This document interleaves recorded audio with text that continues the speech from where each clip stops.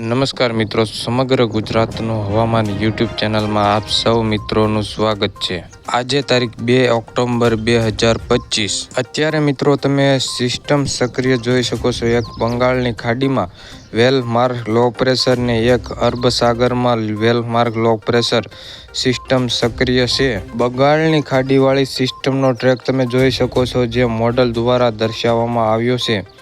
તે ઓડિશા, ઝારખંડ ને તે વિસ્તારોમાં, છત્તીસગઢ ને તે વિસ્તારોમાંથી આગળ વધશે અને આગળ વધી અને નબળી પડી જાય ને વિખેરાઈ જાય તેવી સિસ્ટમ, તેવું મોડલનું અનુમાન છે।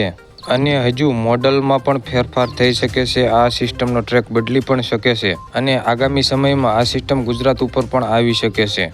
અને અરબ સાગરવાળી સિસ્ટમ જે તમે જોઈ શકો છો, તે હજી પશ્ચિમ દિશા તરફ આગળ વધશે અને આજે પણ ગુજરાતમાં ધોધમાર વરસાદની શક્યતાઓ છે। જે દરિયાકાંઠા વિસ્તારો છે તેમાં ભારે વરસાદ આજની તારીખમાં પણ પડવાની સંભાવનાઓ છે। તો આજના વરસાદની વાત કરીએ તો દરિયાકાંઠાના જે વિસ્તારો છે, જામનગર, દેવભૂમિ દ્વારકા, પોરબંદર, આ સાથે જૂનાગઢ, ગીર સોમનાથ, વેરાવળ, જે આ વિસ્તારો છે, દરિયાકાંઠાના વિસ્તારો છે, તેમાં ભારેથી અતિભારે વરસાદ અમુક વિસ્તારોમાં હળવાથી મધ્યમ, આ સાથે સૌરાષ્ટ્રના ઘણા બધા જિલ્લાઓમાં હળવાથી મધ્યમ વરસાદ, અમુક વિસ્તારોમાં ભારે પણ વરસાદ પડી શકે છે। વેરાવળ, જૂનાગઢ, પોરબંદર આ વિસ્તારોમાં, ગોંડલ આ વિસ્તારોમાં ભારે વરસાદ, અમુક વિસ્તારોમાં હળવાથી મધ્યમ, જામનગર છે, મોરબી છે, રાજકોટ છે, જે સુરેન્દ્રનગર આ વિસ્તારોમાં હળવાથી મધ્યમ વરસાદ,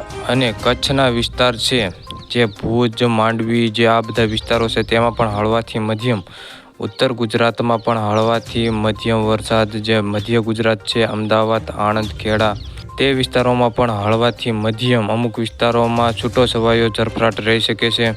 દક્ષિણ ગુજરાતમાં પણ હળવાથી મધ્યમ, અને જૂનાગઢ, જે અમરેલી, ગોંડલ, ગીર સોમનાથ, ભાવનગર આ વિસ્તારો છે તેમાં પણ હળવાથી મધ્યમ, અમુક વિસ્તારોમાં પણ ભારે વરસાદ પડી શકે છે। બપોર બાદ આ વિસ્તારોમાં થોડુંક વરસાદનો વધારો જોવા મળી શકે છે। સૌરાષ્ટ્રના વિસ્તારો અને મધ્ય ગુજરાતના વિસ્તારોમાં, સુરેન્દ્રનગર, રાજકોટ, બોટાદ અને અમદાવાદ, આણંદ, ખેડા તે વિસ્તારોમાં હળવાથી મધ્યમ, અમુક વિસ્તારોમાં ભારે પણ વરસાદ બપોર બાદ જોવા મળી શકે છે। તો હજુ 4 ઓક્ટોબર સુધી અમુક સૌરાષ્ટ્રના વિસ્તારોમાં હળવાથી મધ્યમ વરસાદ જોવા મળી શકે છે। પછી 4 ઓક્ટોબરથી વરસાદમાં ઘટાડો નોંધાઈ શકે છે। જેમ જેમ આ સિસ્ટમ અરબી સમુદ્રમાં આગળ વધશે તેમ વરસાદમાં ઘટાડો જોવા મળવાનો છે। જ્યાં સુધી હજી જે દરિયાકાંઠાના વિસ્તારો છે સૌરાષ્ટ્રમાં, તેમાં વરસાદ જોરદાર પડી શકે છે। દેવભૂમિ દ્વારકા, જામનગર, ગીર સોમનાથ, જૂનાગઢ આ વિસ્તારોમાં